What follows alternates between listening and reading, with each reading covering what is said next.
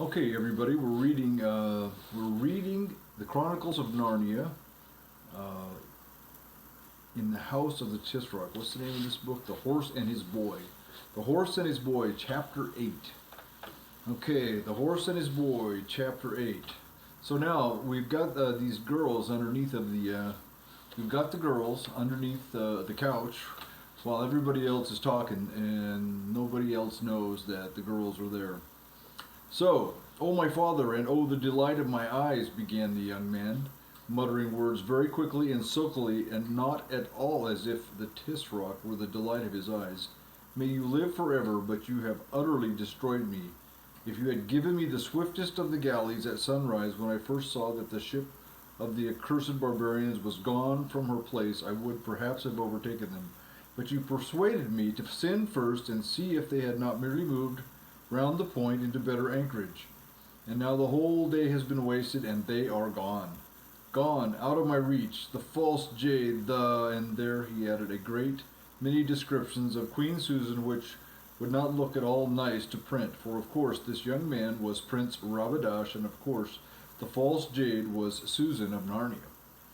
Compose yourself, O my son, said the Tisroc, for the departure of guests makes a wound that is easily healed in the heart of a judicious host.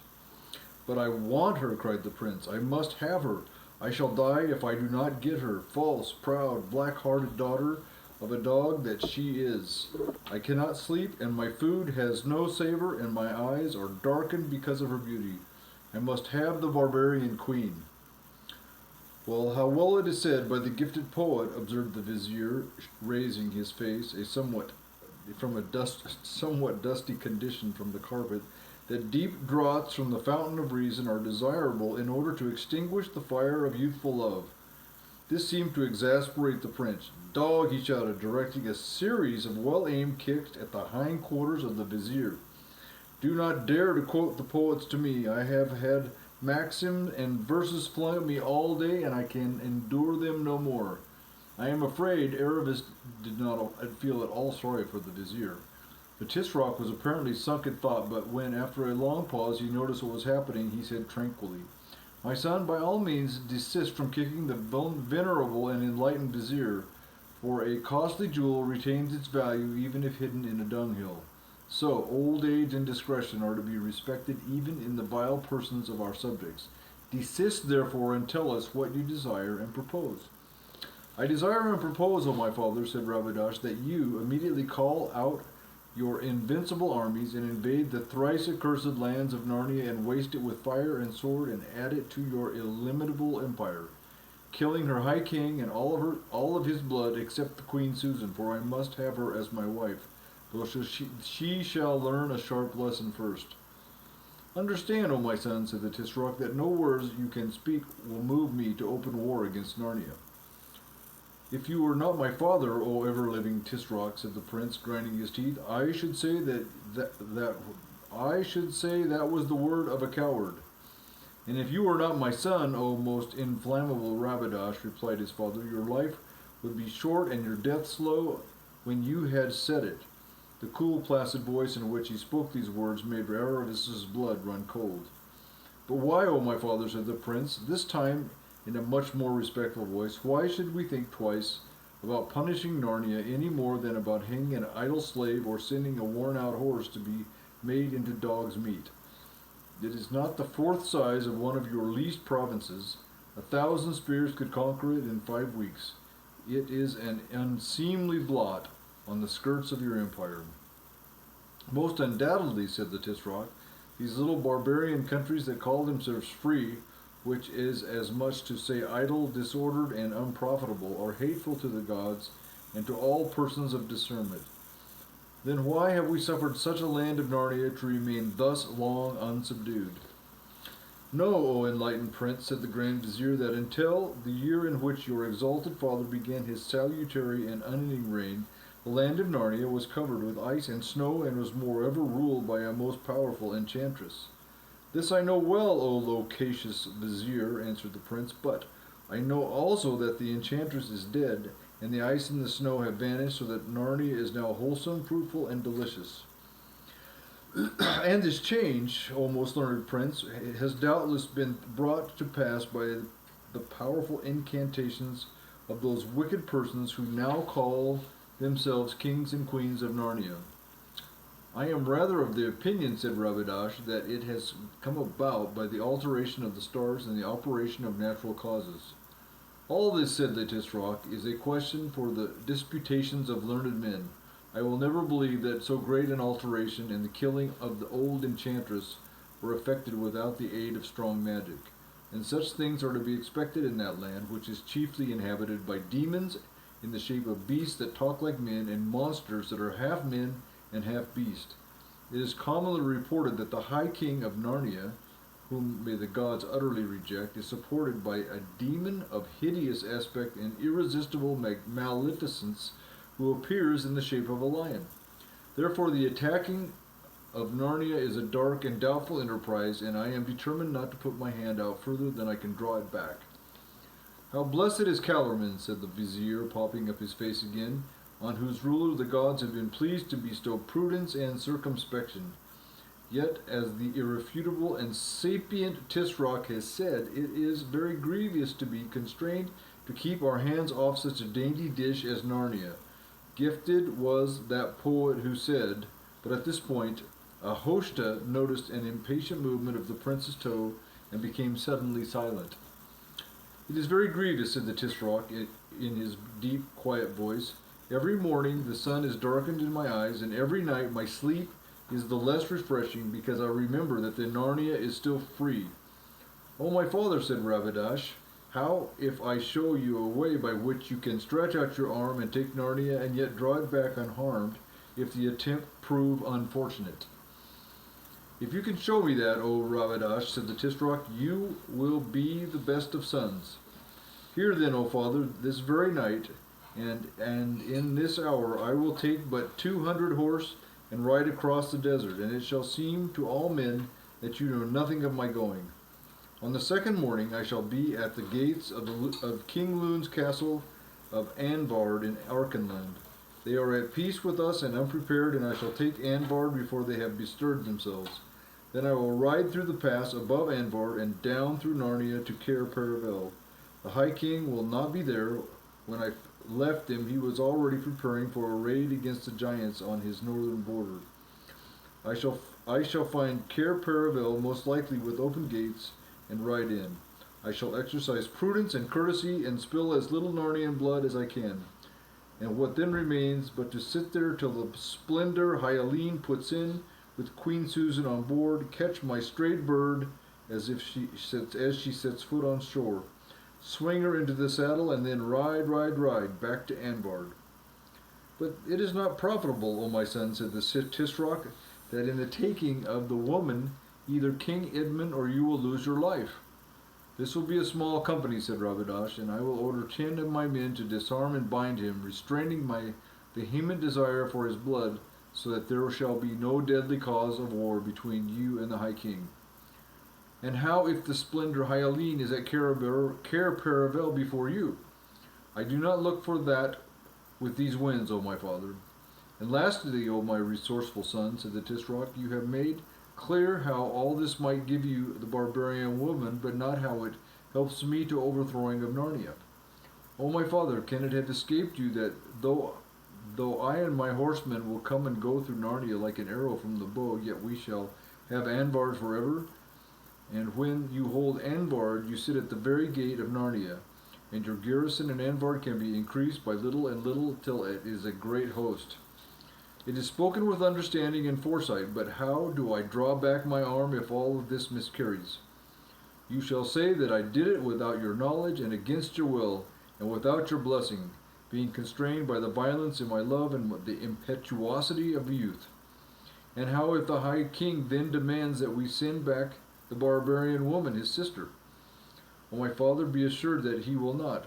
For though the fancy of the woman has rejected this marriage, the High King Peter is a man of prudence and understanding, who will in no way wish to lose the high honor and advantage of being allied to your house and seeing his nephew and grandnephew on the throne of Calormen. He will not see that if I live forever, as is no doubt your wish, said the Tisroc in an ever drier voice than usual. And also, my father, and oh, the delight of my eyes, said the prince, after a moment of awkward silence, we shall write letters as if from the queen to say that she loves me and has no desire to return to Narnia. For it is well known that women are as changeable as weathercocks, and even if they do not wholly believe the letters, they will not dare to come to Tashbaan in arms to fetch her. O enlightened vizier, said the Tisroc, bestow your wisdom upon us concerning this strange proposal.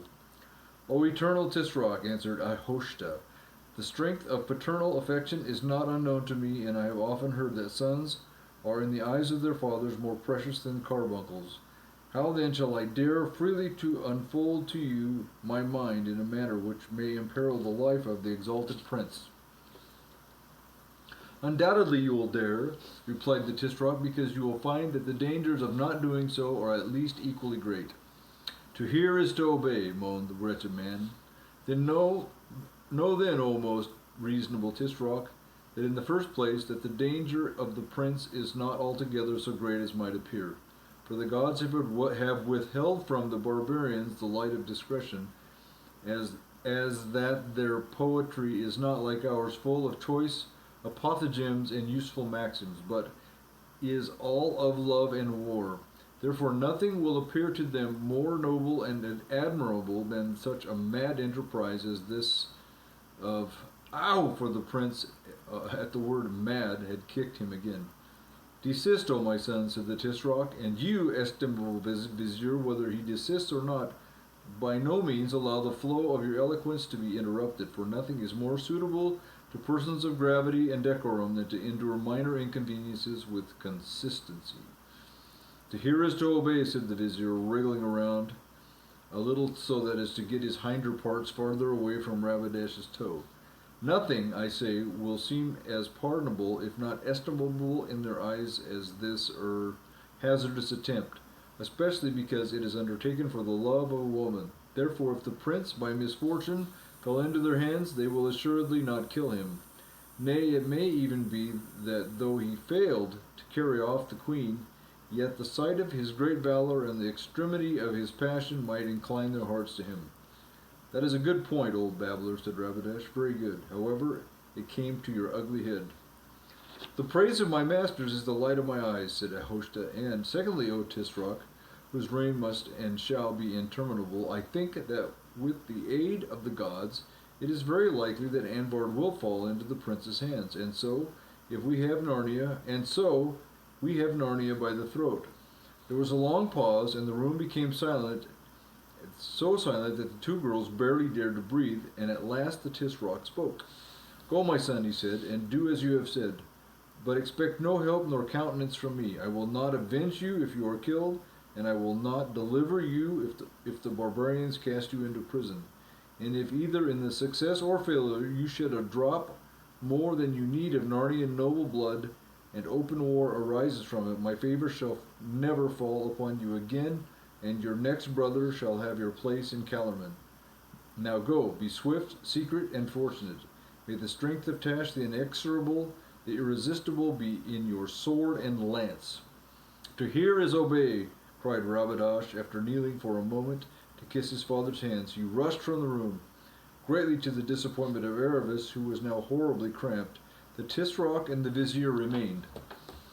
O vizier, said the Tisroc, is it certain that no living soul knows of this council we three have held here tonight? O my master, said Ahoshta, it is not possible that any should know. For that very reason I propose that you in your wisdom agree that we should meet here in the old palace, where no council is ever held, and none of the household has any occasion to come. It is well, said the Tisroc. If any man knew, I would see to it that he died before an hour had passed. And do also, O prudent vizier, forget it. I sponge away from my own heart and from yours all the knowledge of the prince's plans. From my own heart and from yours all the knowledge of the prince's plan. He is gone without my knowledge or my consent. I know not whither, because of his violence and the rash and disobedient disposition of youth. No man will be more astonished than you and I to hear that Anvard is in his hands. To hear is to obey, said Ahoshta. That is why you will never even in your secret heart that is why you will never think, even in your secret heart, that I am the hardest hearted of fathers, who thus sends my firstborn son to an errand so likely to be his death, pleasing as it must be to you who do not love the prince, for I see into the bottom of your mind. O impeccable Tisroc, said the vizier, no comparison with you I love neither the prince nor my own life, nor bread nor water for the light of the sun. Your sentiments, said the Tisroc, are elevated and correct. I also love none of these things in comparison with the glory and strength of my throne. If the prince succeeds, we have Archenland and perhaps thereafter Narnia. If he fails, I have 18 other sons, and Rabadash, after the manner of the eldest sons of kings, was beginning to be dangerous. More than 5 Tisrocs in Tashbahan have died because before their time because their eldest sons, enlightened princes, grew tired of waiting for their throne. He had better cool his blood abroad than boil it in action here. And now, O excellent vizier, the excesses of my paternal anxiety inclines me to sleep. Command the musicians to my chamber, but before you lie down, call back the pardon we wrote for the third cook. I feel within me the manifest prognostics of indigestion. To hear is to obey, said the Grand Vizier. He crawled backwards on all fours to the door, rose, bowed, and went out. Even then the Tisroc remained seated in silence on the divan till Aravis almost began to be afraid that he had dropped to sleep. But at last, with great creaking and sighing, he heaved up his enormous body, signed to the slaves to precede him with the lights, and went out. The door closed behind him. The room was once more totally dark, and the 2 girls could breathe freely again.